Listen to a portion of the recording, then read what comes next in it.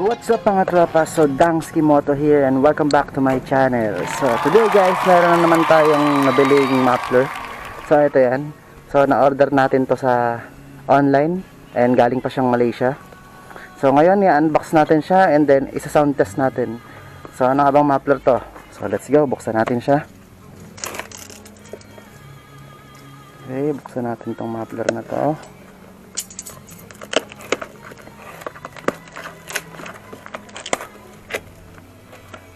So ayan guys, ang accessory nya. So meron tayong ditong Yoshimura. So ayan. So sa accessory nya meron siyang course bracket, springs, ayan, meron din siya bolts and nuts, washer, and then yung spare hook para dun sa spring natin. So i-weld nyo to sa elbow. Pero since nakaano tayo, big elbow, so sasalpak na lang natin to. So ito yung ano nya, muffler. So well pack naman siya, kalagay siya sa styrofoam, and then naka ziplock na plastic naman tong mga accessory nya, and then naka box din siya. So buksan natin, labas natin to. Okay, medyo may sira na yung ano nya, yung styrofoam, pero kailangan, so wala nang laman yung box. So ito yung Yoshimura pipe. Okay, so ito, so carbon. Okay, so malinis yung pagkakagawa. Ayan, malinis, very intact. Okay, smooth na smooth. Meron siya ritong parang grommet. Buksan natin. Okay, so ito yung lock ng silencer nya. So may kasama siyang silencer guys, built-in silencer, removable. So ito yung lock, tatanggalin nyo lang to, hindi pwede alisin yung silencer. So yung may grommet siya, may takip siya rito, so hindi siya exposed. So malinis siya tingnan kahit may butas siya dito dahil may takip siya. Ayan. Okay, so it comes with this adapter. Yan, 51mm po yung inlet nito, and then itong adapter from 51 gagawin niyang 38mm. So dito yan. So guys, ayan, malinis naman yung pagkakagawa sa kanya guys. Wala siyang masyadong mga himulmol, ganyan. Pati yung pagkakaweld sa kanya malinis. Ayan, as you can see, malinis yung pagkakaweld sa kanya. Ayan, very intact, walang umahalog. Ayan, fix na fix. Okay, so for me, maganda yung pagkakagawa dito sa Yoshimura na to. So yung sticker niya dito dinidikit, or kung saan mo gustong idikit, pwede rito. Depende kung anong positioning ng muffler na to sa motor mo. So let's go. So sasalpak natin siya dito sa Z200 Esco, and then isa-sound test natin siya. Okay guys, so sound test. Ayan, Yoshimura. Sasalpak na natin siya dito sa Z200S natin. So since naka big elbow tayo, 51mm yung elbow natin, so hindi na natin kailangan gumamit ng adapter. So rekta, salpak na natin tong muffler na to. Let's go. Yan, eksaktong-eksakto. Okay na.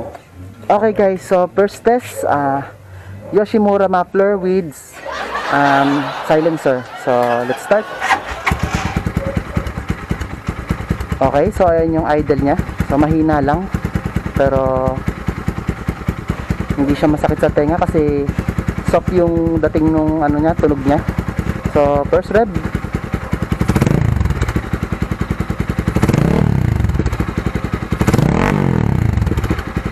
Nice.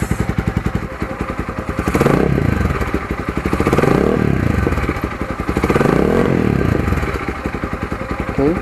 Okay guys, so tapos na yung first test natin, kung saan tinest natin siya ng merong silencer. So let's proceed sa second test, kung saan dodoblehin natin yung silencer nya. So meron pa tayo itong 51mm universal silencer. So ikakabit natin siya sa may elbow. So may silencer na siya sa elbow, meron din siyang silencer sa tip. So let's check kung anong magiging tunog niya. So tanggalin na muna natin yung muffler.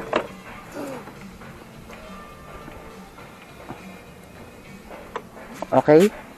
So ayan, natanggalan natin yung muffler natin. So hindi natin tatanggalin to, dito muna to. So ito yung universal 51mm silencer natin. So dito natin to install. Ay, hindi pala siya kasya dito.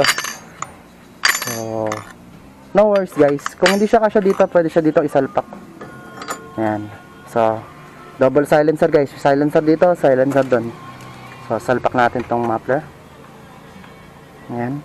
Sagad natin guys yung pagkakasalpak sa kanya para hindi umalog yung silencer na nilagay natin sa elbow. Okay guys, so second test, Yoshimura muffler with dual silencer. Silencer sa elbow and silencer sa muffler tip. So, let's start. Okay guys, so ayun yung idle nya. Sobrang hina. So, para lang tayong naka-scooter. Okay, so testing natin pag ni-rev. First rev. Okay.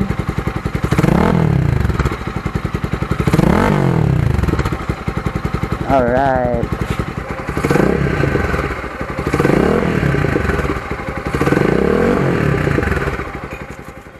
Okay guys, so ang ating third and final test sa ating Yoshimura pipe, yan. So yung first test natin, tinesting natin siya ng may silencer dito. Second test, dual silencer, silencer here and silencer dun sa elbow. And third test, this time maalisin natin yung silencer. So ite-testing natin siya ng open pipe. So let's go. Tanggalin na muna natin tong grommet na to. Yan. And then alisin natin yung kanyang bolt dito.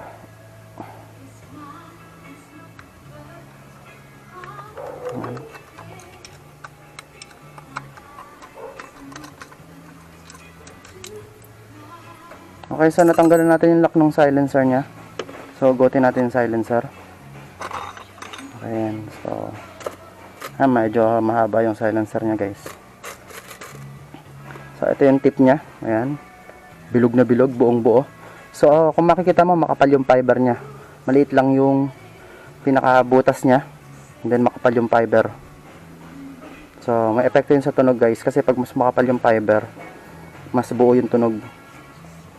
So balik natin to rito para hindi siya maka-apekto sa tunog dahil may butas siya.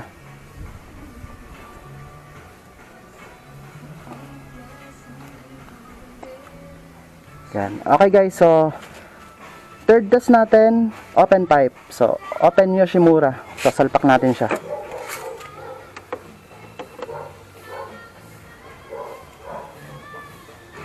So okay, nasalpak na natin siya. So wala siyang silencer sa elbow, wala rin siyang silencer sa tip. So open Yoshimura.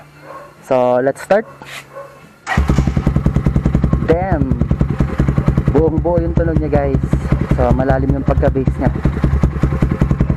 Sarap siya sa tayo nga guys, tunog big bike. Okay, so testing natin siya pag ni-rev. First rev. Wow. Monster. Second.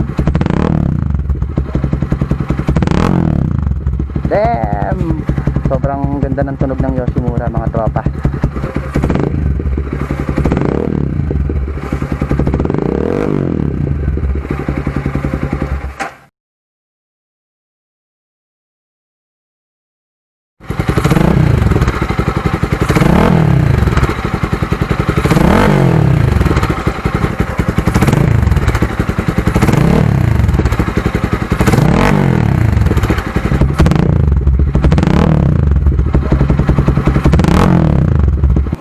Okay guys, so tapos na yung testing natin ng ating napaka-astig na Yoshimura pipe, kung saan napakaangas naman talaga ng tunog niya guys. Malalim na pagka-bass and then hindi masakit sa tenga. Hindi rin siya ganun kalakas kasi makapal ang fiber niya guys. So tanggalin natin siya.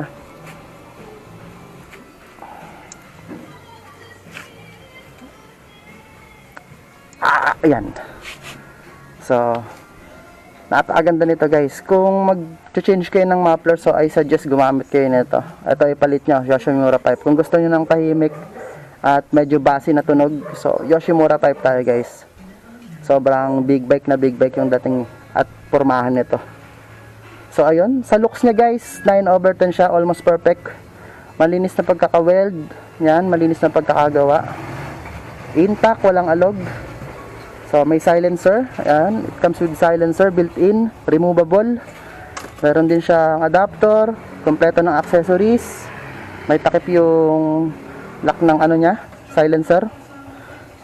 And then sa tunog, kaya mo siyang mapatahimik ng gusto guys, kung gusto mo ng tahimik. Pero kung gusto mo siyang i-open, napakaganda rin ng tunog niya. So kung magpapalit kayo guys, I suggest subukan nyo tong Yoshimura pipe. So sana nag-enjoy kayo sa vlog natin at nabigyan ko kayo ng insight about Yoshimura pipe.